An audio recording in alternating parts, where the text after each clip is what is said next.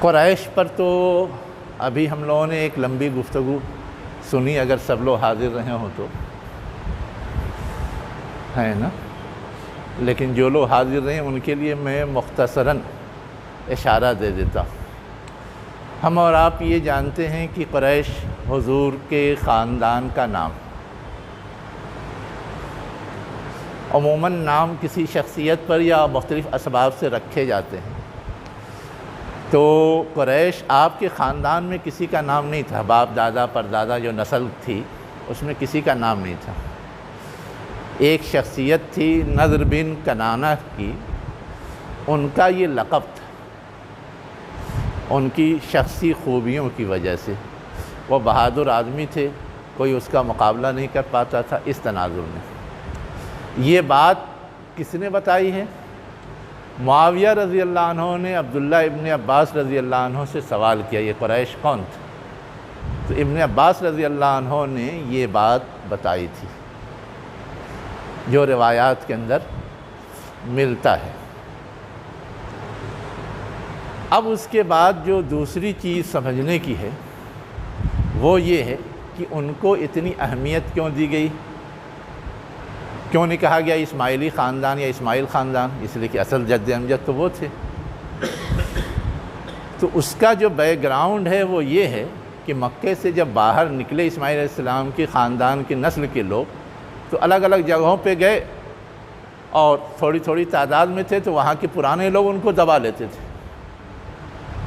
انہوں نے کوشش کر کے یہ پوزیشن حاصل کی کہ اس دباؤ کو ختم کریں، تو اب یہ سب پر حاوی آ گئے، اس لیے ان کو یہ لقب ملا تھا۔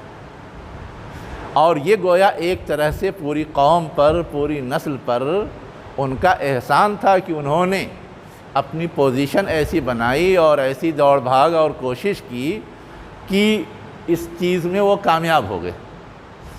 اس ناطے وہ سلسلہ چلا، ٹھیک ہے۔ تو قریش لفظ کے حوالے سے ایک بات تو یہ جاننے کی تھی۔ دوسری بات جو ابھی میں نے بتائی تھی وہ یہ بتائی تھی کہ انہی کی نسل میں ایک شخصیت گزری ہے قصی بن کلاب کی۔ انہوں نے اس بات کو اور زیادہ پختہ اور مضبوط بنانے کی کوشش کی اس طرح سے کہ جتنے بکھرے قبائل تھے ان کو مرکز میں اکٹھا کرنے کی کوشش کی۔ مرکز کیا تھا؟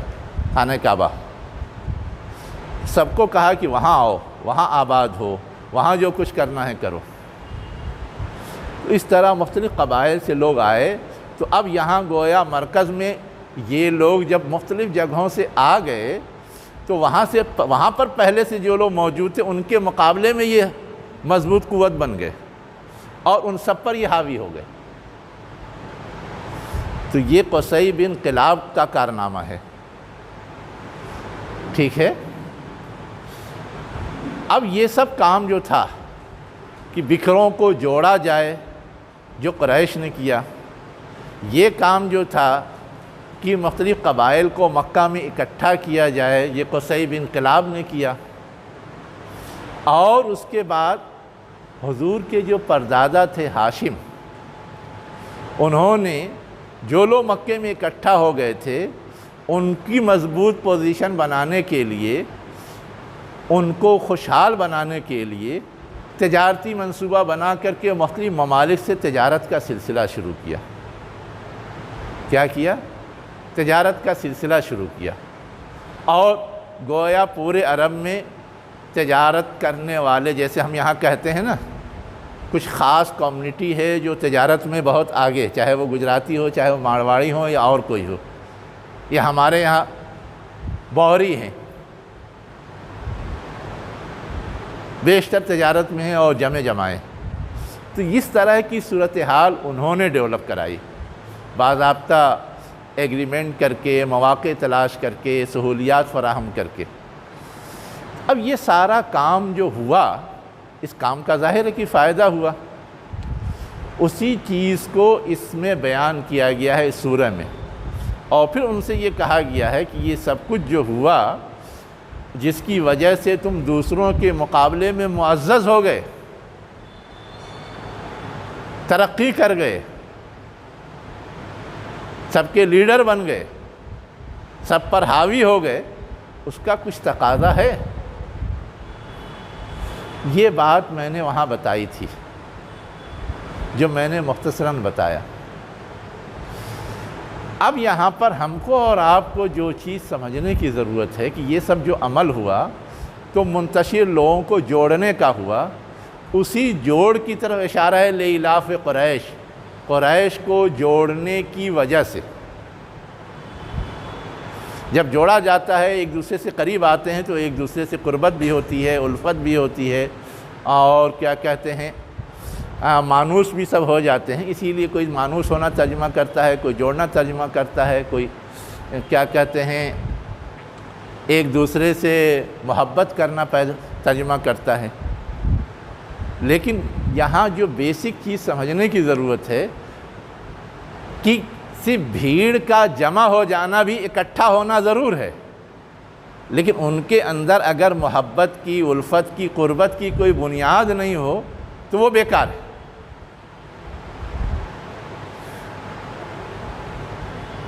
وہ بیکار ہے، اس کا کوئی بہت زیادہ فائدہ نہیں ہوتا۔ تو یہاں الفت کا لفظ جو استعمال کیا گیا ہے، اصلاً یہ بتانے کے لیے کہ سب ایک ماں باپ کی اولاد تھے لیکن بکھرے ہوئے تھے، تمہارے درمیان جوڑ کی کوئی شکل نہیں تھی، لیکن جوڑ کی شکلیں پیدا کی گئیں تو تمہاری قوت دوبالا ہو گئی، تمہاری قوت بڑھ گئی۔ اور یہ کام چونکہ قریش سے شروع ہوا تھا، اس کے بعد ان کی آل اولاد نے اس کو اور آگے بڑھایا، تو اسی چیز کی طرف اشارہ کیا گیا۔ اور وہ چیز اپنے عروج کو کہاں پہنچ گئی؟ جب انہوں نے تجارتی دوڑ بھاگ کر کے اپنے آپ کی پوزیشن کو بالکل پختہ بنا لیا کہ اب کوئی اس کو ہلا نہیں سکتا، اب کوئی اس کو بگاڑ نہیں سکتا، اب کوئی اس پہ حاوی نہیں ہو سکتا۔ یہ ہے پس منظر اس سورہ کے حوالے سے، اور اس میں جس چیز کا کردار رہا، ایک تو قریش کی کوشش، دوسرے تجارت، تیسرے آگے ہے حاضل بیت۔ ان تین چیزوں کا بنیادی کردار رہا ان کو جوڑنے میں، ان کو اکٹھا کرنے میں، ان تینوں چیزوں کا تذکرہ ہے۔ اب یہاں پہ میں ایک سوال آپ سے کروں جو میں نے ابھی درس میں نہیں بتایا ہے نا؟ ہم لوگوں نے یہ پڑھا ہے کہ کوئی لفظ اگر تکرار کے ساتھ آئے تو اس کی وجہ ہوتی ہے، دہرا دیا جائے۔ جیسے یہاں ہم دیکھ رہے ہیں ایلاف قریش، ایلافہم، دونوں ایک ہی بات ہے۔ یہ ہم کی ضمیر قریشی کے لیے ہے نا، پورے قبیلے خاندان کے لیے ہے نا، اور یہ ایلاف سیم لفظ ہے، یہ دو بار کیوں لایا گیا؟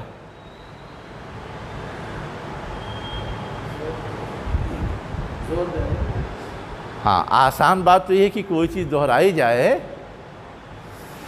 تو اس سے زور دینا مقصود ہوتا ہے، یہ دہرایا گیا ہے تو زور دینا مقصود ہے۔ ایک بات تو یہ ہو سکتی ہے۔ دوسری بات یہ کہ پہلے اس میں جو دیش کے لوگ ایک جگہ جمع ہونے سے اور مانوسیت پیدا اس وجہ سے پہلے یہاں آگے جو ایلاف آ رہا ہے مانوس کے سفر کے جاڑے کے موسم میں گرمی کے علاقوں میں جانا،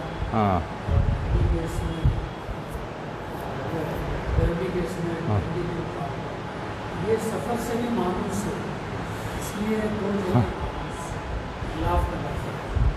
یعنی اگر اس کو سادہ لفظوں میں کہا جائے تو ان کے درمیان جوڑ پیدا ہونے یا محبت پیدا ہونے کے دو اینگل تھے، دو ڈائریکشن تھے، دو پہلو تھے۔ ایک کیا؟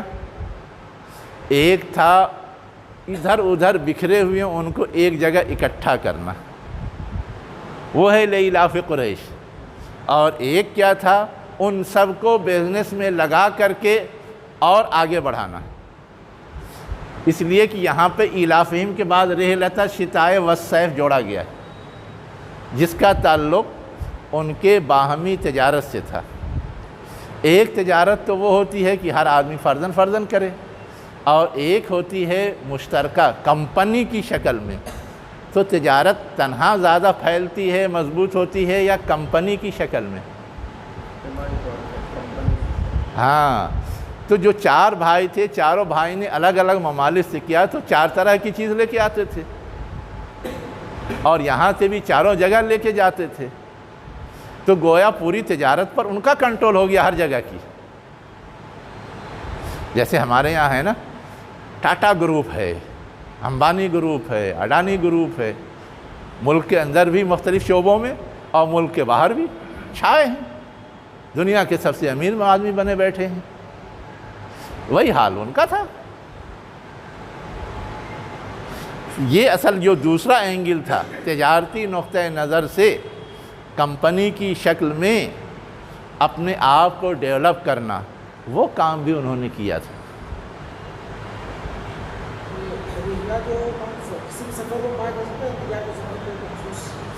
نہیں، رحلہ اصل میں ایک جگہ سے دوسری جگہ جانے کو بولتے ہیں، کسی بھی ضرورت سے جائیں، صرف تجارتی سفر سے نہیں۔ ہم پکنک منانے جاتے ہیں، اس کو بھی رحلہ بولتے ہیں نا۔ ہم کہیں زیارت کے لیے جاتے ہیں، اس کو بھی رحلہ بولتے ہیں، لیکن فرق کرنے کے لیے اس کے لیے زیارت کا لفظ آتا ہے۔ لیکن رحل کے معنی ہوتے ہیں کوچ کرنا، ایک جگہ سے دوسری جگہ جانا۔ جیسے ہم لوگ بولتے ہیں نا سانحہ ارتحال، اردو میں کہیں بھی کبھی سنا ہوگا، کسی کی موت پر دنیا سے وہ کوچ کر کے آخرت میں چلا گیا، وہاں تجارت کے لیے نہیں جاتا، لیکن یہی لفظ استعمال ہوتا ہے، اسی سے بنا ہوا لفظ ارتحال۔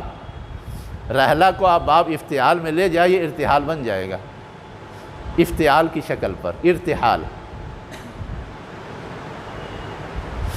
یا جس سواری پہ بیٹھ کر کے سفر کیا جاتا ہے اس کو بولتے ہیں راحلہ عربی زبان میں۔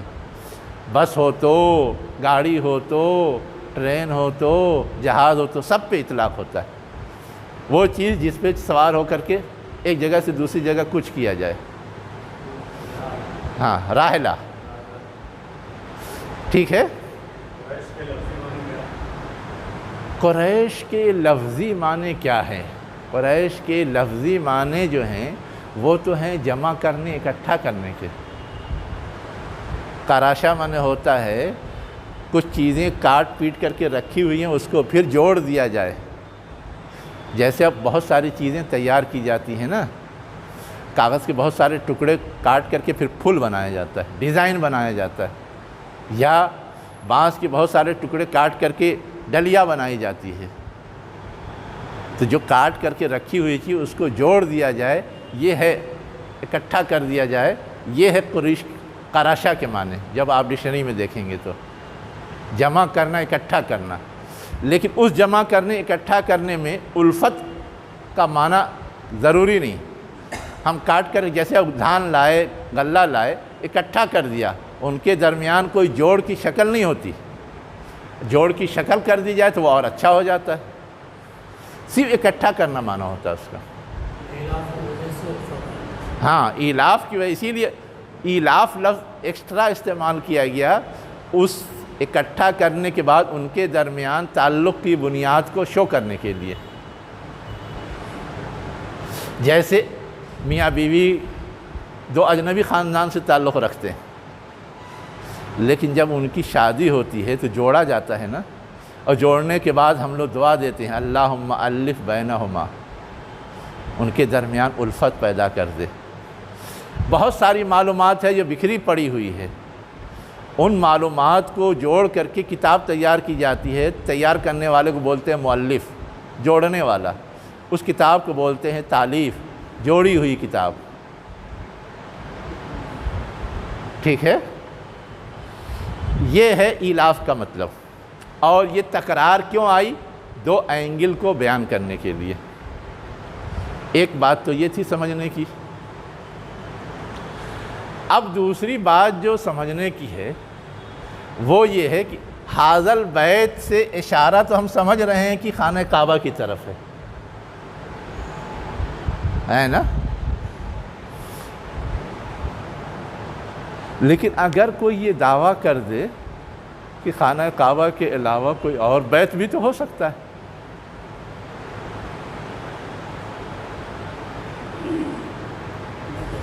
دیکھیے اب ایک چیز یاد آ گئی، میں بتاتا ہوں آپ کو۔ ہم لوگ حضور کی سیرت میں پڑھتے ہیں نا کہ مکے کے اندر ایک گھر تھا جس کو دار الندوہ کہا جاتا تھا، اور وہاں قریش کے سردار اکٹھا ہو کر کے مشورے کرتے تھے۔ دار الندوہ پڑھا ہے سیرت کی کتاب میں؟ حتیٰ کہ حضور کے بارے میں جو قتل کا فیصلہ کیا تھا سبھوں نے، وہ بھی وہیں دار الندوہ میں اکٹھا ہو کر کے کیا تھا۔ تو یہ دار الندوہ بھی فرسٹ ٹائم کس نے بنایا تھا؟ وہی قصی بن کلاب نے، جس نے سب کو اکٹھا کیا تھا، اور ان کو جوڑنے کے لیے ان کا ایک الگ سینٹر پلیس بنایا تھا دار الندوہ۔ کوئی مشورہ کرنا ہے، کوئی اجتماعی فیصلہ کرنا ہے، کوئی آپس کے جھگڑے کو نپٹانا ہے، اس کے لیے وہ دار الندوہ تھا، اور اس وقت سے وہ مستقل چلا آ رہا تھا۔ میں نے یہ بات اس لیے بتائی کہ کوئی اگر یہ کہے کہ خانہ کعبہ کے علاوہ کیوں نہیں دار الندوہ مراد لیا جا سکتا ہے؟ وہ بھی تو ایک گھر ہی تھا، بلڈنگ ہی تھی نا۔ ہاں ٹھیک ہے، ایک تو پچھلی سورہ کا سیاق ہے، سورہ فیل میں خانہ کعبہ کے حوالے سے تذکرہ ہے، اور اسی سلسلے میں آگے بات چل رہی ہے۔ تو ایک دلیل تو وہ ہے دار الندوہ کے بجائے یہ مراد لیا جائے۔ دوسرے، رب کا لفظ آیا ہے، اور یہ جو دار الندوہ تھا کسی کی ملکیت نہیں تھی، کوئی ایک آدمی اس کا رب نہیں تھا۔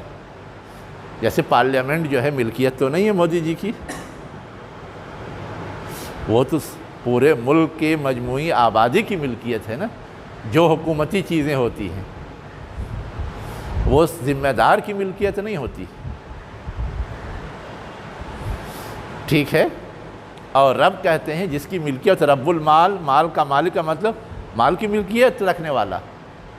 رب البیت، گھر کا رب کا مطلب گھر کی ملکیت رکھنے والا، اس پہ کنٹرول، اس پہ اختیار رکھنے والا۔ ایک اور چیز کی طرف میں اشارہ کرنا چاہتا ہوں، ہے نا، ان سے مطالبہ یہ نہیں کیا گیا کہ اس گھر کی عبادت کرو، ان کو سارا فائدہ تو بظاہر گھر سے مل رہا تھا، وہ تو توحید کے ماننے والے تھے نہیں، وہ تو شرک میں مبتلا تھے نا۔ اس شرک سے نکالنے کے لیے ان کو توحید کی دعوت دی جا رہی تھی، ہے نا۔ تو یہ نہیں کہا گیا کہ اس گھر کے بدولت تم کو یہ ترقی ملی ہے تو اس گھر کی پوجا کرو، ہے نا۔ تو اصل چیز یہ گھر نہیں ہے، اصل چیز اس گھر کا رب ہے۔ جیسے مشرکوں کی یہاں کیا ہے، جس چیز سے فائدہ پہنچے اسی کی پوجا شروع۔ سورج سے فائدہ پہنچ رہا ہے، سورج کی پوجا شروع۔ چاند سے فائدہ پہنچ رہا ہے، چاند کی پوجا شروع۔ پیپل سے فائدہ پہنچ رہا ہے، پیپل کی پوجا شروع۔ سمندر سے فائدہ پہنچ رہا ہے، سمندر کی پوجا شروع۔ یہ نہیں دیکھتے کہ یہ سمندر اپنے آپ میں مستقل ہے یا اس کے اوپر بھی کوئی ہے، یہ سورج اپنے آپ میں مستقل ہے یا اس کے اوپر کوئی ہے، یہ نہیں دیکھتے۔ وہی دکھایا جا رہا ہے کہ تم کو سارا عروج جو ملا اس گھر کی بدولت ملا، لیکن یاد رکھو کہ گھر اصل نہیں ہے۔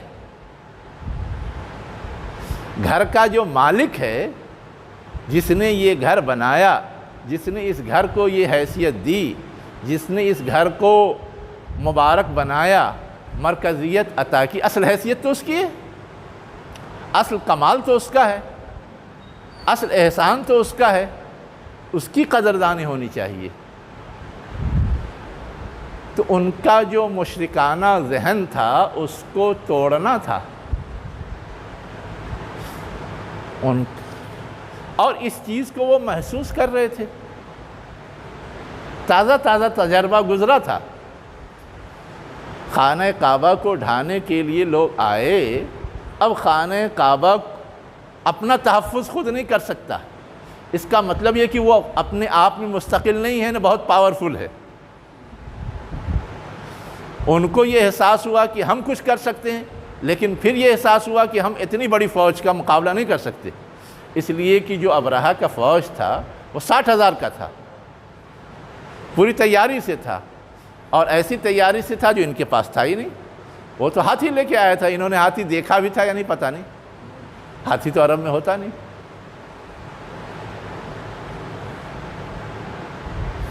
تو اب اس وقت تو یہی خیال ان کو آیا کہ ہم نہیں کر سکتے، اب اس کا کوئی اوپر والا ہے جو اس سے زیادہ پاور رکھتا ہے، وہ کرے گا۔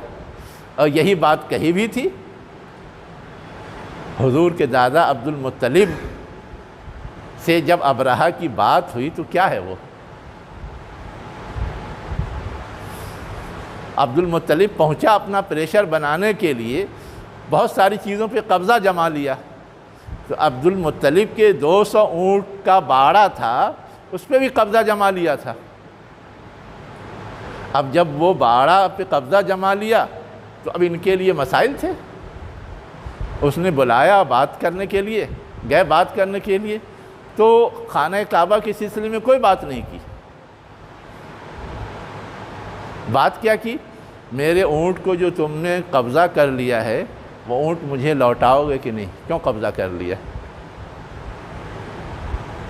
اس نے تمہارا کیا بگاڑا ہے؟ اس نے کہا کہ اپنے اونٹ کی اتنی فکر ہے اور اللہ کے گھر کی فکر نہیں ہے۔ تو عبد المطلب نے کیا جواب دیا؟ میں اونٹ کا مالک ہوں، اس لیے مجھے اس کی فکر ہے، اس گھر کا مالک اللہ ہے، وہ اپنا سمجھ لے گا، اس کے پاس مجھ سے زیادہ طاقت ہے۔ تو اتنا تو سمجھتے تھے، مشرکین بھی سمجھتے ہیں کہ اصل پاور تو گھوم پھر کر کے کسی بڑی ذات کے پاس ہی جاتا ہے، باقی جو لوگ ہیں جن کو ہم پوچھتے ہیں ان کے پاس پاور اس کے مقابلے میں کم ہے۔ تو یہ چیز یہاں ایک بات سمجھائی گئی کہ جو چیز مظاہر کے طور پر نظر آتی ہیں اس کائنات میں، جس کو اصل سمجھ کر کے لوگ گمراہ ہوتے ہیں اور شرک کے مرض میں مبتلا ہو جاتے ہیں، ان کا ذہن اصل مالک کی طرف ڈائیورٹ کر کے شرک کی کمزوری کو واضح کرنا چاہیے، یا جن چیزوں کو وہ پوج رہے ہیں اس کی کمزوری کو کلیئر کرنا چاہیے، اس کی کمزوری کو ڈیفائن کرنا چاہیے۔ تو ایک دوسری بات جو سمجھنے کی تھی وہ یہ تھی۔ ایک تیسری بات اور ہے، اگر اس سے خانہ کعبہ مراد ہے جس کی طرف اشارہ کیا گیا، تو خانہ کعبہ کے بارے میں کچھ آپ لوگوں کے پاس معلومات ہے؟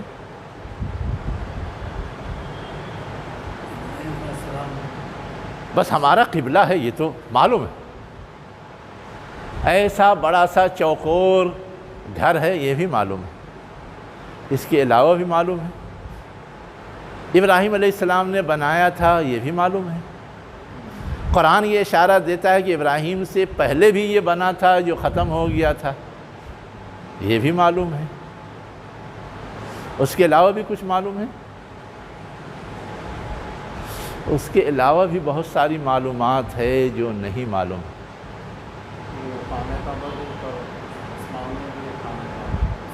اچھا، آسمان تک وہ خانہ کعبہ ہے۔ چلیے ایک نئی بات معلوم ہوئی۔ اور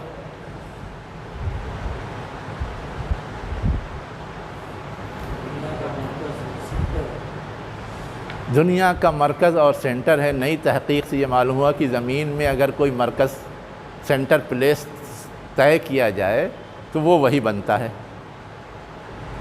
جو اب محققین اور سائنسداں بتاتے ہیں۔ یہ جدید دور کی معلومات ہے، حالانکہ اللہ تعالیٰ نے تو پہلے ہی بنا دیا تھا۔ ہاں اچھا، اور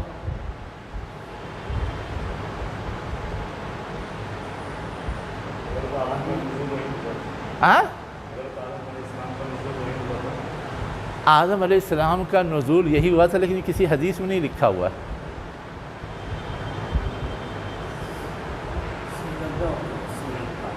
ہے نا؟ اور جو دوسری بات ہم لوگ سنتے ہیں کہ سری لنکا میں کسی پہاڑ پہ اترے تھے، سری لنکا میں کسی پہاڑ پہ اترے تھے، ہے نا؟ وہ بات بھی بس تاریخی ہوائی بیان ہے، وہ بھی کسی حدیث میں یا مصدق جگہ میں نہیں ہے، ٹھیک ہے؟ اور ابھی 3 باتیں ایسی ہیں جو آپ کو معلوم کرنی باقی ہیں، میں بتاؤں گا نہیں، اب آپ معلوم کر کے اگلی بار آئیں گے تب دیکھوں گا، اس لیے کہ ابھی تو یہ بات آنے والی ہے سورہ فیل میں بھی، جو اس کے بعد ہم کو پڑھنا ہے۔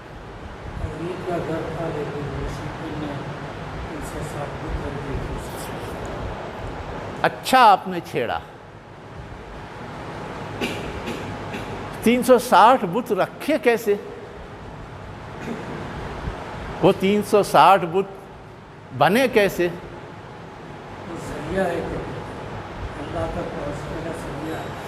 تو ایک بت ہو تو بھی تو خود اسی خانہ کعبہ کو بت بنا لیتے تو بھی۔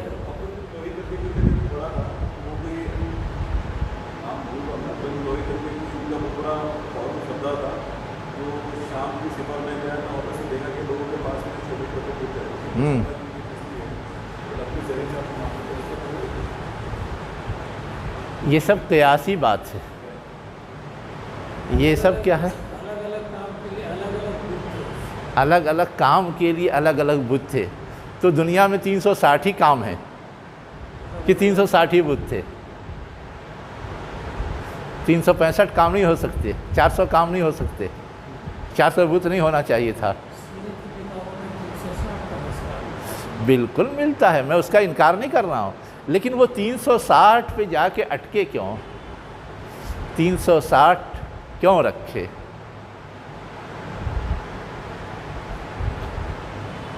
جیسے ہم کہتے ہیں کہ یہاں کروڑوں بتوں کی پوجا ہوتی ہے، جب شرک میں مبتلا ہی ہیں تو ان کی تعداد بھی کروڑوں سے پہنچ سکتی تھی، لیکن 360 پہ جا کے اٹکی کیوں؟ ہاں، سال کے لحاظ سے تو نہیں، ایک بات قیاسی طور پہ لوگ کہتے ہیں، سال کے لحاظ سے۔ دوسری بات جو اس سے زیادہ اہم ہے سمجھنے کی ہے نا، اگر آپ نے سیرت پڑھی ہے تو بہت سارے بت تھے جن کے نام تھے نا، لات، عزا، ہبل، تو یہ لات، عزا، ہبل سب قریش کے بت تھے یا الگ الگ قبائل کے بت تھے؟ الگ الگ قبائل کے بت تھے۔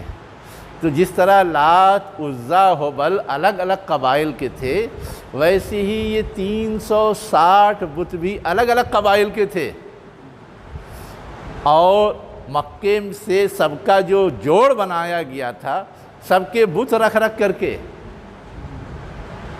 کہ سب کے بت خانہ کعبہ میں رکھے رہیں گے تو سب کا ایک تعلق قائم ہو جائے گا۔ اس تعلق کی وجہ سے کیا تھا کہ کوئی جلدی خانہ کعبہ یا یہاں کے سرداروں کے خلاف کوئی حرکت نہیں کرتا تھا، کہ اگر ہم نے کوئی حرکت کی وہ ناراض ہو گئے تو ہمارے بت کو نکال پھینکیں گے اور ہم کو شراب لگ جائے گا۔ جیسے ہوتا ہے نا، کہیں پر اگر کسی کا معبود کا ٹھکانہ ہے، اب وہاں سے کوئی ہٹا دے تو کتنا جذباتی رد عمل ہوتا ہے، کتنی تکلیف ہوتی ہے۔ تو یہ ایک ٹیکٹس تھی، ایک تدبیر تھی کہ سارے قبائل کو جوڑنے کے لیے ہر ایک کے پسندیدہ شخصیات کے یا جو بھی جس کو بھی وہ پوچھتے ہیں ان کا بت یہاں رکھ دو، تاکہ ان کا لنک جڑ جائے، اس تعلق سے وہ آئیں جائیں اور ہمارا ان پر کنٹرول رہے، جب بھی شرارت کریں نکال کے پھینک دیں۔ 360 کیا؟ روز ایک کی مناسبت سے ہی نصب کیا جا سکتا تھا، یعنی کوئی قبیلہ آیا درخواست کی کہ ہم کو شامل کر لیجئے، تو ایک ہی دن سب کو کرتے رہیں جگہ بھی نہیں ہوگی، تو اب یہ اصول بنایا ایک دن میں ایک ہی کا ڈالا جائے گا، اور سال بھر میں 360 ڈالے جا سکتے تھے، اس سے زیادہ نہیں۔ اب اگلے سال بھی آئے تو اب کسی کا خالی ہوگا، کوئی جھگڑا ہوگا، رگڑا ہوگا، نکال کے پھینکا جائے گا، تب دوسرے کو چانس ملے گا۔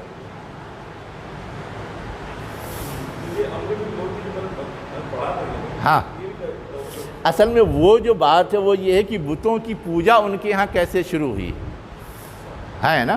تھے تو اسماعیل علیہ السلام کی اولاد، اسماعیل علیہ السلام نے تو توحید سکھایا تھا، دھیرے دھیرے ان کے ہاں بگاڑ کیسے آیا، اس بگاڑ کے لیے یہ تھا کہ باہر جہاں جہاں شرک کے جراثیم پائے جاتے تھے، آتے جاتے وہاں کوئی چیز نظر آئی، اچھا لگ گیا، لے کر کے آئے، اور یہاں بھی لوگوں کو ورغلا کر کے اس کی طرف آمادہ کرنا شروع کر دیا۔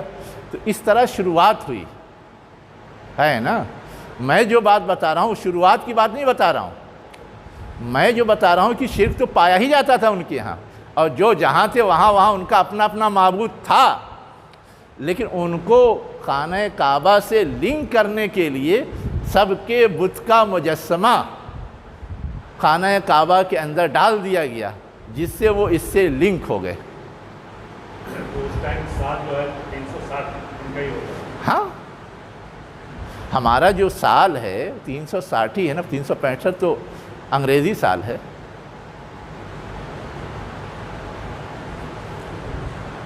انگریزی سال بھی 365 جو بنتا ہے وہ کیسے بنتا ہے، گھٹا بڑھا کر کے بنتا ہے، وہ ایک الگ بحث ہے جو ابھی ہم نہیں کریں گے، ہے نا۔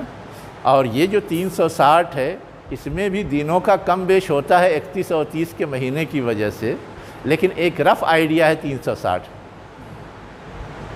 چلیے، ہاں مہینے تو یہی تھے، ہاں اسی وقت سے یہ نام آ رہے ہیں۔ حضور نے جو چیز معقول رائج تھی اسی کو باقی رکھا ہے نا۔ ہاں، اور اس میں 4 محترم مہینے تھے، وہ بھی زمانہ جاہلیت سے تھا، وہ سب ہے قرآن میں۔ اس مہینے کو آگے پیچھے کرتے تھے، اس کو بریک لگا دیا گیا، اس لیے کہ اس کے پیچھے ان کے اپنے مفادات تھے۔ نسی جس کو کہا گیا ہے قرآن میں، اس کو بریک لگا دیا گیا۔ تو اب ھذا البیت کی معنویت آپ کے سامنے اور آ گئی ہوگی کہ وہ اتنا بڑا تھا کہ 360 بت رکھے جا سکیں، اور اس 360 کے ذریعے بھی انہوں نے اپنا مقصد حاصل کرنے کی تدبیر سوچ لی تھی، ہر قبیلے کا ایک ایک۔ جی جی ٹھیک ہے، تو یہ بات سمجھ میں آئی۔ اب میں جو چیز کہہ رہا ہوں کہ موجودہ خانہ کعبہ جو ہے جس کی شکل ہم دیکھتے ہیں، اس میں 360 بت رکھے جائیں تو اتنی گنجائش ہے؟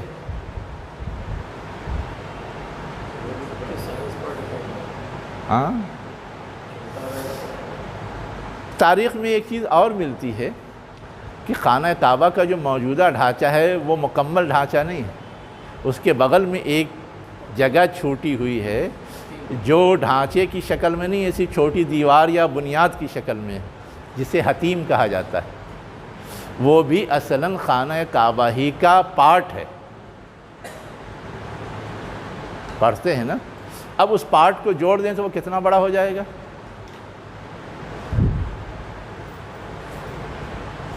اس پارٹ کو جوڑ دیں تو کتنا بڑا ہو جائے گا؟ اور تاریخی میں ہم لوگ یہ بھی پڑھتے ہیں کہ وہ عمارت تھی، ٹوٹتی پھوٹتی رہتی تھی، حضور کے بچپنے میں ٹوٹ بھی گئی تھی، بنایا گیا تھا، لیکن بناتے وقت اتنی گنجائش نہیں تھی کہ اس پورے کو کور کیا جائے، تو اتنا بنا کر کے اتنا چھوڑ دیا گیا تھا، جسے حتیم کہا جاتا ہے۔ یہ بھی تو سیرت کی کتاب میں ہم لوگ پڑھتے ہیں۔ میں اصل میں صرف یہ کہہ رہا تھا کہ ہم کو اس کے سائز کا ایکوریٹ علم ہے یا نہیں۔ ایک سوال تو یہ۔ دوسرا سوال یہ ہے کہ خانہ کعبہ کو جو اہمیت حاصل تھی مکے میں یا عرب میں، اس کے اسباب میں اس گھر کی مرکزیت کے ساتھ ساتھ اور بھی چیزیں تھیں۔ پہاڑی اور ریگستانی علاقہ ہے، پانی نہیں نصیب ہوتا تھا، ہے نا، اور اس کمی کو پورا کرنے کے لیے زمزم نامی کنواں وہاں موجود تھا، جس کی وجہ سے ان کے لیے پانی کا کبھی کوئی پرابلم نہیں آیا۔ آج تک ہزاروں لوگ پہنچ جاتے ہیں، لاکھوں لوگ پہنچ جاتے ہیں، کوئی پرابلم آتا ہے؟ اور سب زمزم پیتے ہیں، زمزم استعمال کرتے ہیں، ڈھو ڈھو کے لاتے ہیں۔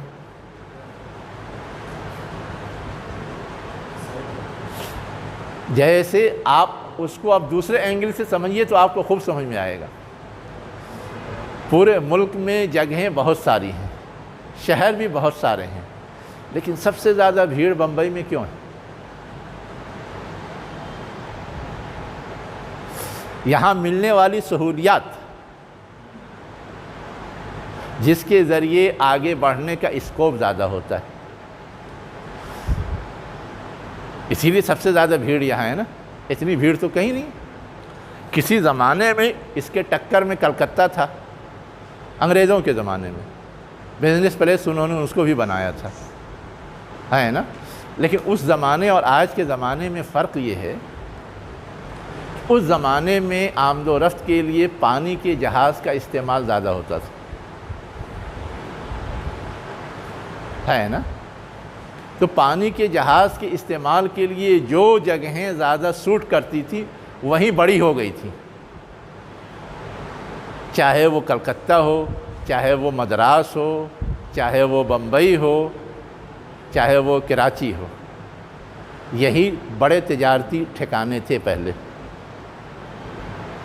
لیکن آج ان سب میں سب سے آگے یہ ہے، اس کے بھی اسباب ہیں۔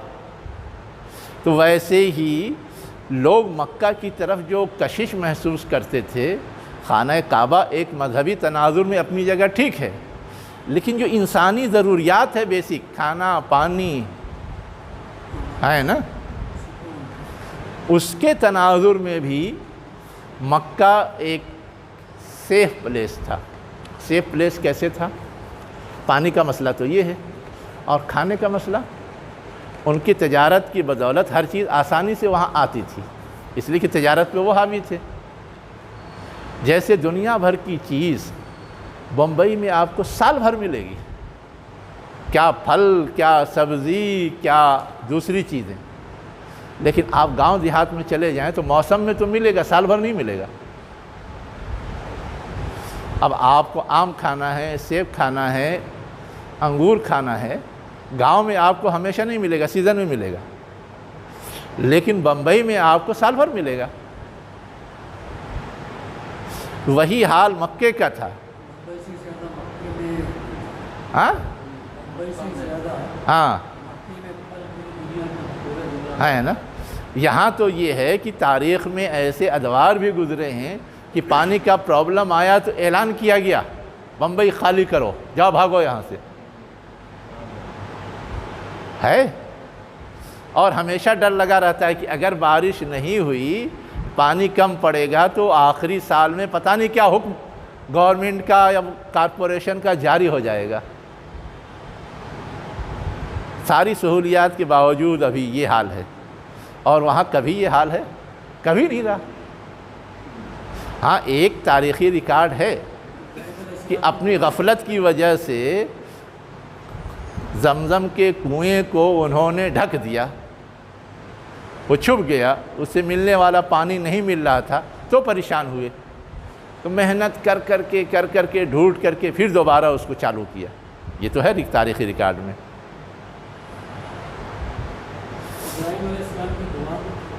ہاں اس دعا میں کیا تھا؟ رب اجعل ھذا البلد آمنا وارزقہ اہلہ من الثمرات،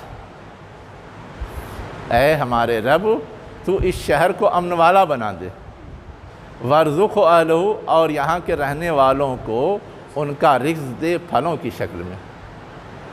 دنیا بھر سے آ جاتے ہیں، اور مکہ سے قریب جدہ ہے، بحری سارے سامان وہاں سے ان کو پہنچتے تھے، سارا کاروبار وہ کرتے تھے۔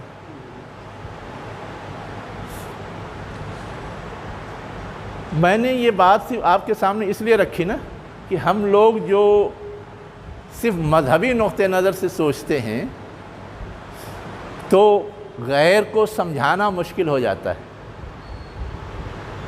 لیکن اس کو سارے آسپیکٹ سے سوچیں تو غیر کو سمجھانا آسان ہوگا۔ اب یہی کہ جو بنیادی سہولیات انسان کو چاہیے وہ اس گھر کے بدولت وہاں حاصل تھا، اور یہاں سے زیادہ اچھا حاصل تھا، دنیا میں کسی جگہ سے اچھا حاصل تھا، آج بھی حاصل ہے۔ جب اس اینگل سے سمجھائیں گے تو ان کو جلدی سمجھ میں آتا ہے۔ تو میں نے ایک دو چیز کی طرف اشارہ کیا ہے، ابھی اور دیکھیے آپ کو سمجھ میں آئے گا۔ اللہ تعالیٰ نے ایک فطری انتظام اس گھر کے بدولت ہمارے لیے بھی کر دیا جیسے ان کے لیے ہو گیا تھا۔ حج فرض کیا ہے، ایک تو یہ کہ قبلہ بنایا، ہم جڑے ہی رہتے ہیں، لیکن ایک عالمی اجتماع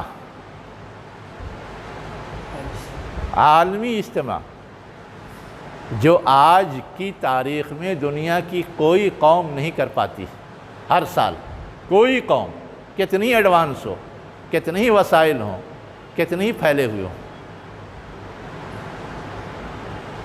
اسی گھر کی بدولت ہم کرتے ہیں نا۔ اور ایک عالمی اجتماع کے ذریعے جو آپسی تعلقات، آپسی آدان پردان، آپسی سمجھ بوجھ، آپسی کیا کہتے ہیں پیغام رسانی کی شکلیں بنتی ہیں، وہ کسی کو نہیں حاصل ہے پوری دنیا میں، صرف مسلمانوں کو حاصل ہے، صرف اس گھر کے بدولت۔ اس لیے کہ وہاں جائے بغیر تو حج ہوتا نہیں۔ تو ایسی مرکزیت دنیا کی کسی قوم کے پاس نہیں، اور اس کا اتنا آسان مظاہرہ دنیا میں کسی کو بھی کوئی کانفرنس کرنی ہوتی ہے، اپنے خرچ سے لوگ کم ہی آتے ہیں، اور سیاسی پارٹیاں اکٹھا کرتی ہے تو وہ تو سارا خرچ برداشت کرتی ہے،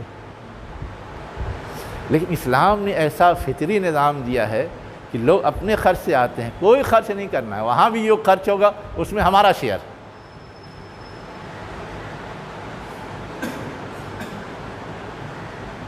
تو اس مرکزیت کو سمجھنے کے لیے اصل میں یہ بہت سارے اینگل ہیں۔ ایک تو ان کا اینگل تھا اس وقت تک کا، اور ایک ہمارا اینگل ہے بحیثیت امت کے آج تک اور رہتی دنیا تک، تو ہم کو اس اینگل کو بھی سمجھنا چاہیے۔ تو ہم یہ بھی سمجھ سکتے ہیں کہ جیسے وہ چیز ان کے لیے بڑی مفید تھی اور احسان تھا، ویسے ہی یہ چیز ہمارے لیے بھی مفید ہے اور ہمارے لیے بھی اللہ کا احسان ہے کہ اللہ تعالیٰ نے حج فرض کر کے ہمارے عالمی اجتماع کی شکل پیدا کر دی، دنیا کی سب سے بابرکت پانی کو حاصل کرنے کا راستہ پیدا کر دیا ہے نا، آپس میں میل جول اور تعلق کی سبیل پیدا کر دی۔ اب اینگل غور کیجئے حج کے کیا کیا اثرات پڑتے ہیں تو آپ کو سمجھ میں آئے گا۔ ٹھیک ہے، میں سمجھتا ہوں کہ آپ کے سوچنے کے لیے 2-3 پوائنٹ میں نے دیا، ابھی اور سوچئے گا تو اور ملے گا۔ اب آگے کہا جا رہا ہے الذی اطعمہم من جوع وآمنہم من خوف۔ ٹھیک، اب اس میں کیا سمجھا آپ نے؟ میں نے تو یہ اشارہ دیا تھا کہ وہاں رزق کے ذرائع محدود تھے، جس کی وجہ سے پریشانیاں تھی، تکلیف میں رہتے تھے، تجارت کے ذریعے ان پریشانیوں کا ازالہ ہوا۔ ٹھیک، ویسے ہی کوئی مرکزی حکومت نہیں تھی تو انتشار کی خانہ جنگی کی کیفیت تھی، لوٹ مار کی کیفیت تھی۔ اللہ تعالیٰ نے اس گھر کے ذریعے کم سے کم قریش کو یا ان کے سے تعلق رکھنے والے قبائل کو ایک حد تک جوڑ دیا تھا، اس کے باوجود جھگڑے چلتے رہتے تھے، جو دوسرے قبائل تھے، جو دوسرے گروپ تھے ان سے، خود قریش کے جھگڑے چلتے رہتے تھے، لیکن جوڑ کر کے کم سے کم ان کو فائدہ مل رہا تھا۔ تو یہ احسان تو ان پہ گنایا گیا، لیکن اس کو اگر ہم لوگ اپنے تناظر میں دیکھیں تو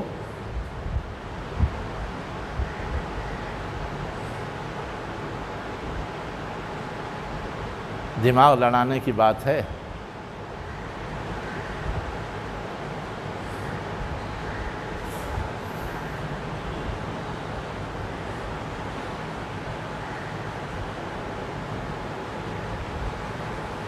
حج ایک مذہبی عبادت ہے، لیکن تجارت اس میں جائز ہے یا نہیں؟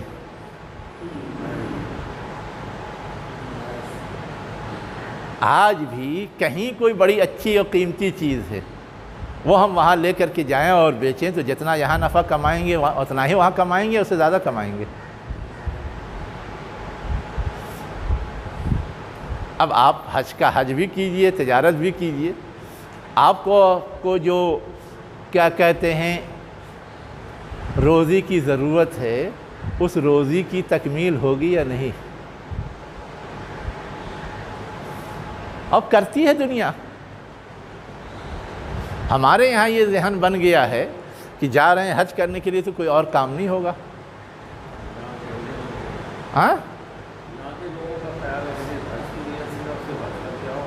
اور کچھ نہیں کرنا ہے۔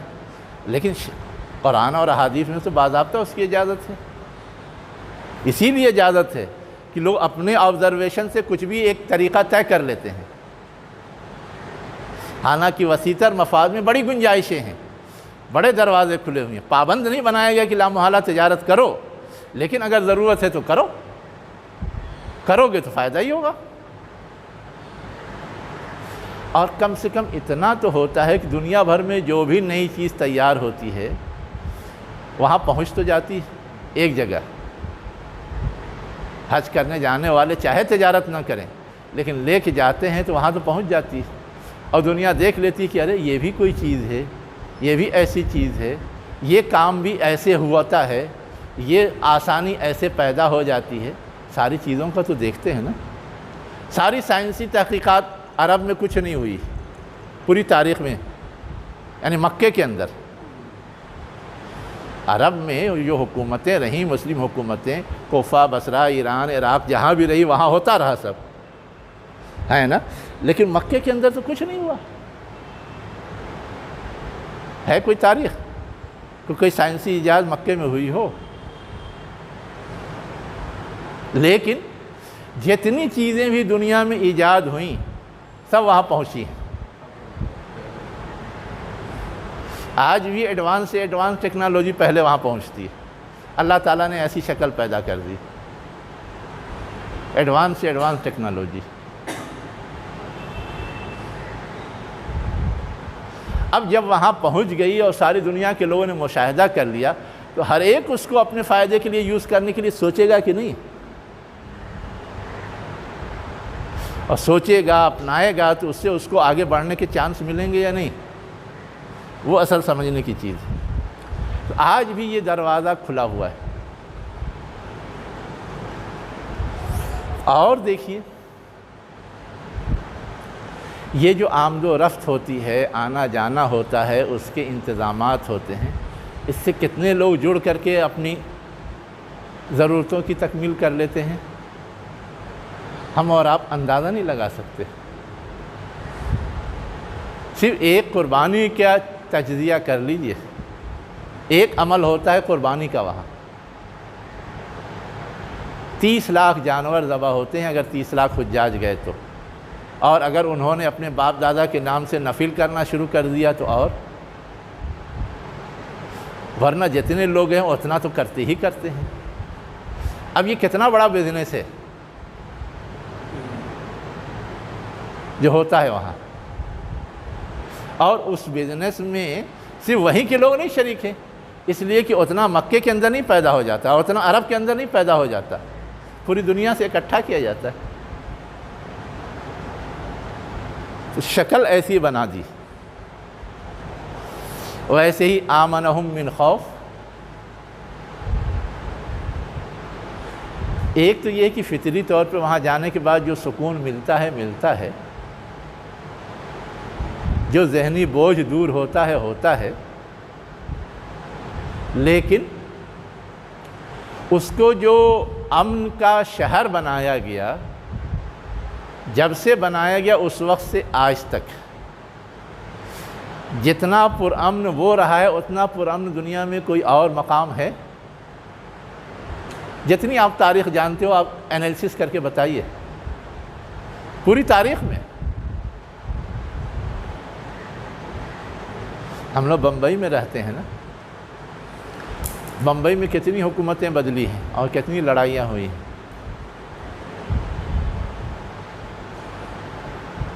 آپ سے بمبئی کی تاریخ پڑھ کے بتائیے، اور کتنی ہوتی رہتی، اور کتنا ہمیشہ یہ ابھی نشانے پہ رہتا ہے۔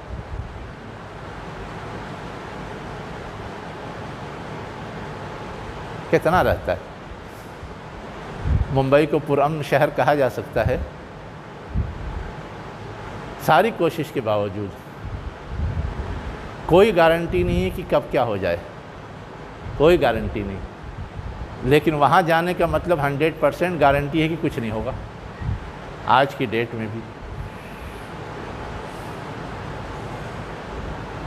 کچھ آپ کا بگڑے گا نہیں، وہاں سے نکلیے چاہے جو ہو، لیکن وہاں نہیں بگڑے گا۔ تو یہ جو پرسکون اور امن کا فائدہ ہے وہ کس کو حاصل ہوتا ہے؟ جو بھی وہاں پہنچ جائے، یہ قید نہیں ہے کہ صرف وہاں کے لوگوں کو حاصل ہوگا۔ پوری دنیا میں کسی ملک کا رہنے والا ہو، کہیں کا رہنے والا ہو، اگر وہاں پہنچ گیا ہے تو اس کو وہ بینیفٹ حاصل ہے۔ یہ نہیں کہ ہندوستانی ہے تو نہیں حاصل ہوگا، بنگلہ دیشی ہے تو نہیں حاصل ہوگا، امریکی ہے تو نہیں حاصل ہوگا، چائنیز ہے تو نہیں حاصل ہوگا۔ جبکہ دنیا کی تھنکنگ کیا ہے کہ اپنے گاؤں کا ہے تو گاؤں کا والوں کا جتنا حق ہے باہر والوں کا نہیں، اگر اپنے اسٹیٹ کا ہے تو اسٹیٹ والوں کا جتنا حق ہے دوسرے اسٹیٹ والوں کا نہیں، اور ملک کا ہے تو اپنے ملک والوں کا جتنا حق ہے دوسرے ملک والوں کا نہیں، اپنی کمیونٹی کا ہے تو اپنی کمیونٹی والوں کو جتنا حق حاصل ہے دوسری کمیونٹی کو نہیں۔ تو دنیا بھر کی تھنکنگ کیا ہے؟ سب کو کاٹنے کی ہے، ان کو اپنے برابر حق دینے کا نہیں۔ اور یہاں کیا ہے؟ مکہ پرامن جگہ ہے تو چاہے دنیا کے کسی حصے کا ہے، ایکول اسٹیٹس۔ وہاں جانے کے بعد کسی کے درمیان فرق نہیں کیا جا سکتا کسی بھی چیز میں، چاہے وہاں رہنا ہو، چاہے وہاں کھانا ہو، چاہے وہاں عبادت کرنی ہو یا وہاں کی کوئی چیز یوز کرنی ہو۔ اس کے برخلاف یہاں ہم کیا دیکھتے ہیں؟ بڑے بڑے مندر ہیں، ایکول اسٹیٹس نہیں ہے، بڑے بڑے عبادت خانے ہیں، ایکول اسٹیٹس نہیں ہے۔ آپ کہیں گے کیسے؟ آپ جا کے پتہ لگائیے۔ مندروں کا تو بہت ہم لوگ جانتے ہی ہیں، ساری ذات کے لوگوں کو نہیں جانے دیتے۔ یہودیوں کے ہاں نسل پرستی ایسی پائی جاتی ہے کہ جو یہودی پیٹ سے پیدا ہوا ہے وہی جا سکتا ہے ان کے ساتھ اور رہ سکتا ہے، انہیں کی شادی ہو سکتی ہے، وہی ان کے عبادت خانے پہنچ سکتا ہے۔ اگر کسی غیر کے پیٹ سے پیدا ہوا ہے تو وہ کاؤنٹنگ میں نہیں آتا۔ کسی یہودی نے غیر یہودی سے شادی کر لی، اس کے پیٹ سے کوئی پیدا ہوا ہے، وہ یہودی نہیں مانا جاتا، اس کو ایکول اسٹیٹس نہیں ملتا۔ ویسے کرسچن کے دو بڑے بڑے گروہ ہیں، ایک کے گرجا گھر میں دوسرے کے لیے رسائی نہیں ہے، پروٹسٹنٹ اور کیا کیا کہلاتا ہے، کیتھولک اور پروٹسٹنٹ، ان دونوں کو آپس میں ایک دوسرے کے گرجا گھر میں رسائی نہیں ہے۔ اس کیتھولک دوسرے کے گرجا گھر میں نہیں جا سکتا، وہ ان کے گرجا گھر میں نہیں آ سکتے۔ ہم لوگ یہاں لوکل لیول پہ تو لڑتے ہیں کہ یہ حنفی مسجد ہے، یہ شافعی ہے، بریلوی ہے، نہیں جانے دیتے جلدی، لیکن وہاں کسی کی مجال آج تک نہیں ہوئی۔ کیا شیعہ، کیا سنی، کیا بریلوی، کیا حنفی، کیا دیوبندی، کیا شافعی، ہے کسی کے لیے کوئی بندش؟ یہ ہے خوف یا آپسی نفرت سے بچاؤ کی شکل۔ اصلاً یہاں سے یہ پیغام دیا جاتا ہے کہ ہمارا اصل ڈھانچہ یہ ہے، ہماری اصل بناوٹ یہ ہے، ہمارا اصل مقام یہ ہے، ہماری اصل شکل یہ ہے۔ تو یہ ساری چیزیں، اور ہم کو آپس میں ایک دوسرے کے لیے کبھی بھی خطرہ نہیں بننا چاہیے۔ جو قرآن میں تعبیر رحماء بینہم اشداء علی الکفار، کفار کے خلاف ہم سخت ہوں گے، آپس میں کبھی سخت نہیں ہوں گے، رحماء رہیں گے، اور رحماء رہیں گے تو کبھی خوف کا مسئلہ ہی نہیں آئے گا، ہمیشہ امن ہی امن رہے گا۔ یہ تو میں نے مختصر تشریح کی ہے، تھوڑا سا یہ سمجھانے کے لیے کہ یہ سارے اینگل ہم کو سمجھ کر کے اپنا بیہیو بھی طے کرنا چاہیے، اور لوگوں کو سمجھا کر کے لوگوں کو بھی اپنے بیہیو کو درست کرنے کی تلقین کرنی چاہیے۔ تو یہ کچھ مختصر باتیں تھیں جو اس سورہ کے حوالے سے مزید سمجھنا ضروری تھا۔ اب اخیر میں ایک کام کریں گے، تب اگلی سورہ شروع کریں گے۔ کیا کام کریں گے؟ ہاں، ذرا ترجمہ کیجئے آپ۔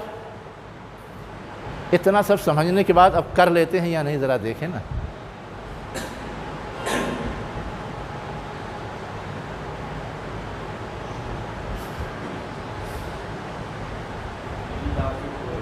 ہاں،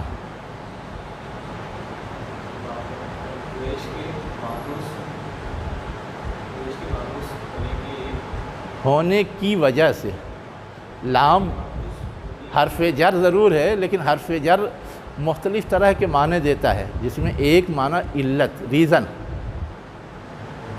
ہاں ہے نا، سبب۔ ہاں، چونکہ بھی اصل میں سبب کو بتانے کے تناظر ہی میں استعمال ہوتا ہے۔ بیسک چیز جو سمجھنے کی ہے وہ یہ ہے کہ لام کیا ہے؟ علت کا معنی سبب، ریزن بتانے کے لیے ہے۔ اسی لیے ترجمہ کیا کہتے ہیں؟ قریش کے مانوس ہونے کے سبب کی وجہ سے۔ ہاں، اب آگے ترجمہ کیجئے۔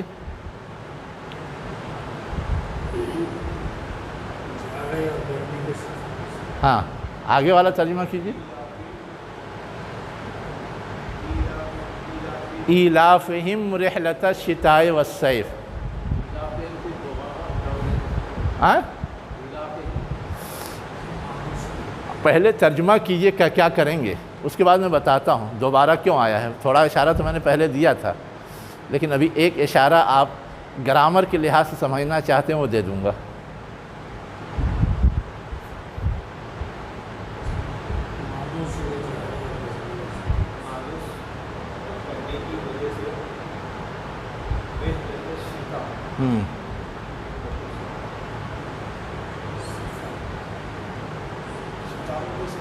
شتاء مانے جاڑا، صیف مانے گرمی، سمر ونٹر۔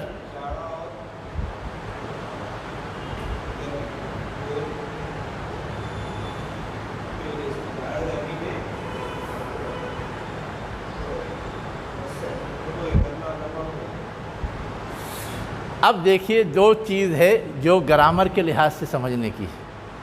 ایک تو یہ ہے کہ جاڑے اور گرمی کے سفر، یہ جملے میں بناوٹ کے لحاظ سے کیا ہے؟ رحلتا آ رہا ہے تو یہ تو لگ رہا ہے کہ منصوب ہے، مفعول میں سے کچھ ہوگا، اور یہ زیر آ رہا ہے، یہ تو مضاف الیہ ہے، جاڑے کا سفر، گرمی کا سفر، ٹھیک ہے۔ اب یہ رحلۃ الشتاء ہے کیا؟ مفعول کی 6 قسمیں ہم لوگوں نے پڑھی ہیں، مفعول بہی، مفعول لہو، مفعول مطلق، اور کیا کیا سب۔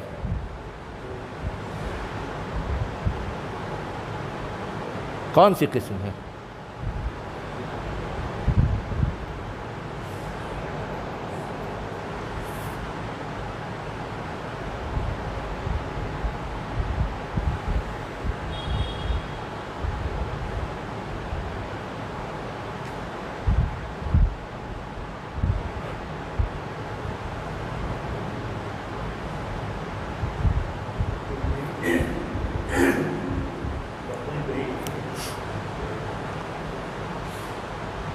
ایک تو یہ ہے کہ جاڑے اور گرمی کے سفر کو انہوں نے اپنا لیا ہے نا، اس سے مانوس ہو گئے، پہلے تو نہیں کرتے تھے، بعد میں اپنایا نا تجارت کی غرض سے، اس لحاظ سے کہیں تو مفعول بہ لگتا ہے۔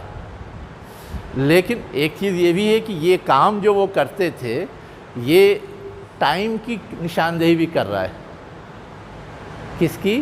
ٹائم، وقت بتانے کے لیے بھی تو مفعول فی آتا ہے، جس کا دوسرا نام ظرف ہے، پڑھا ہے نا؟ جاڑے اور گرمی کا سفر،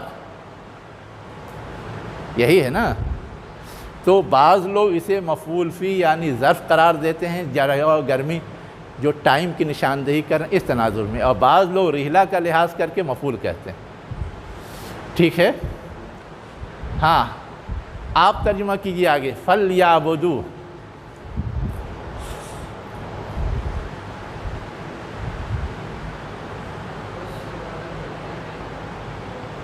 ہاں کیا کرتے ہیں؟ گرامر بھول گئے ہیں۔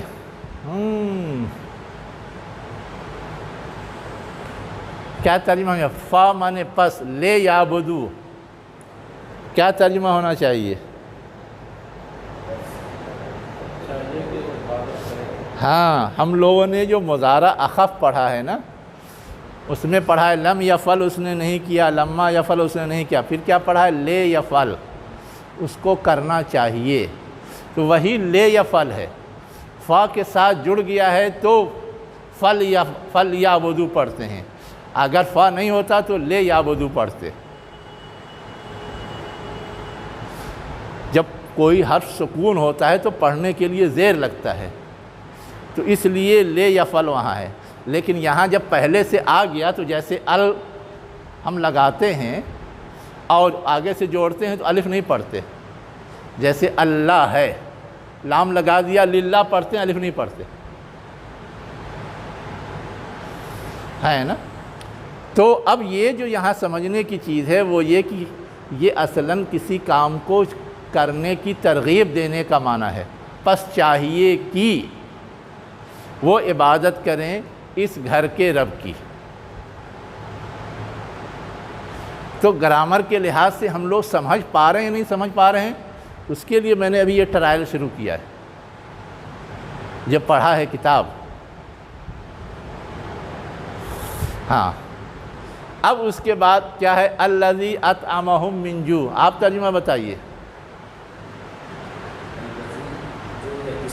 ہاں جو، ہاں جس نے، ہاں ہم، وہ نہیں، جمع ہے وہ، الذی جس نے، اطعمہ کھانا کھلایا، ہاں ہم ضمیر یاد نہیں ہے، ہو آتا ہے واحد کے لیے، ہم آتا ہے جمع کے لیے، تو وہ واحد کے لیے استعمال کرتے ہیں، جمع کے لیے ان استعمال کرتے ہیں، ان کو، ان سب کو، جس نے کھانا کھلایا ان کو یا ان سب کو، من جوئن بھوک سے، ہاں ہاں اچھا۔ اب یہاں پر ایک چیز کا جواب دیجئے آپ ریاض صاحب، ہم لوگ تو ایمان لفظ کی استعمال کرتے ہیں، ایمان لانا، آمنا یؤمنو، وہی تو ہے آمنا، تو یہاں پہ ایمان لانا کیوں نہیں ترجمہ کر رہے ہیں؟ آگے کی لفظ، آئے؟ آگے کی لفظ جو ہے خوف، ہاں، اس کی وجہ سے آپ کا جواب آدھا صحیح ہے، آدھا بھی غلط ہے۔ آمنا کیا چیز؟ آمنا باب افعال سے ہم لوگ پڑھتے ہیں، آمنا یؤمنو ایمان لانا، افعلا یفعلو افعالن، آمنا یؤمنو ایمانن، یؤمنون باللہ، مومنون ذو الفعل پڑھتے ہیں، یہ تو ہم لوگوں نے پڑھا ہے۔ آمنا منے وہ ایمان لایا، آمن الرسول بما انزل الیہ، رسول ایمان لایا اس پر جو اس پہ نازل کیا گیا، تو وہاں تو آمنہ کا ترجمہ ایمان لانا کر رہے ہیں، اور یہاں پہ آپ کر رہے ہیں امن دینا۔ تو آپ ایک ہی لفظ ایک ہی اوریجن سے بنا ہوا ہے، ایک جگہ یہ ترجمہ کر رہے ہیں، دوسری جگہ وہ ترجمہ کر رہے ہیں، تو اس فرق کو کیسے آپ پکڑ رہے ہیں یہ اصل سمجھنا ہے۔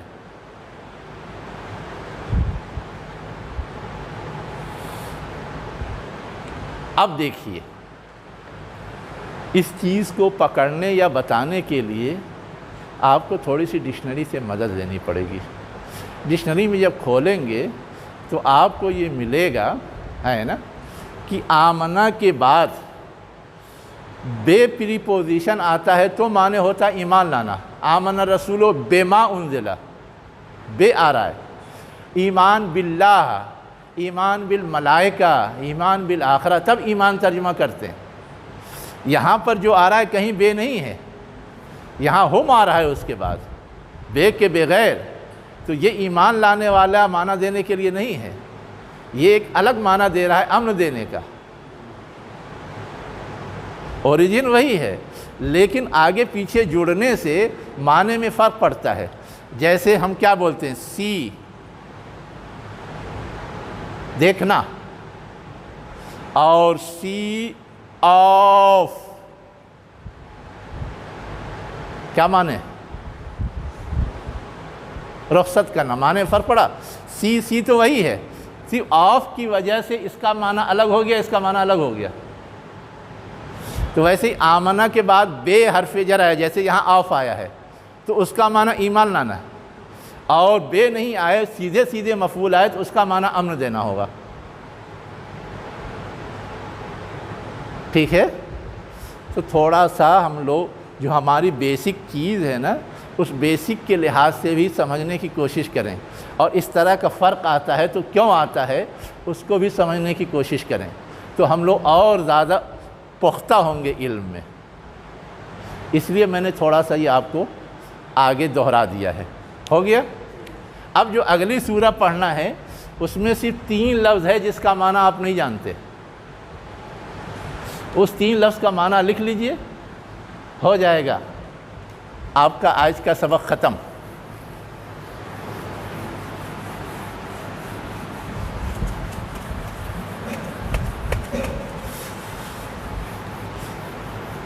پڑھیے مشتاق صاحب، سورہ فیل پڑھیے۔